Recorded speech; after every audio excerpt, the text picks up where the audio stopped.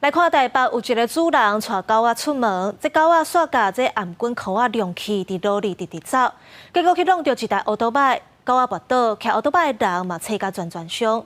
警方表示，带动物伴出门妨害交通者，依法会使处分。那动保团体是建议讲，用另外一种锁仔，互宠物穿伫身躯顶，会比颔棍箍仔更较安全。查某人牵狗仔穿过车路边仔的狗仔，雄失去控制向前冲，弄到一台机车，狗仔甲骑机车人拢摔倒伫涂骹，连几落连。原本狗均以系绳牵着，但突然挣脱，与机车发生车祸。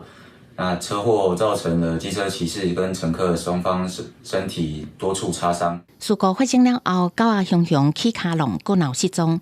骑机车人甲乘客拢去找着路着。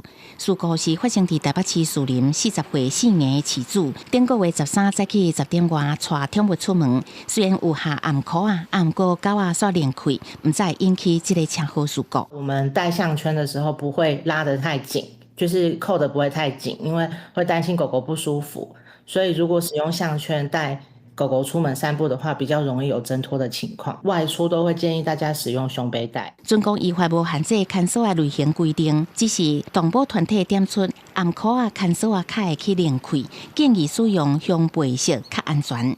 因为看法规记载，宠物上街路除了道交条例会当罚，按照台北市动物保护自治条例，会当罚相关1万块。我们自己内部会讲说，这种的话，就是2个规定，一个是动物出入公共场所应该要有7岁的人陪同。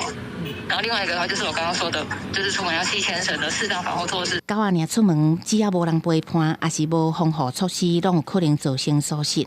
敢若台北市牵狗仔无下锁啊发生代志，去年超过100件，若讲面临裁罚，发生事故，也有可能有刑责，狗仔也有可能因为安尼受伤。记者综合报道。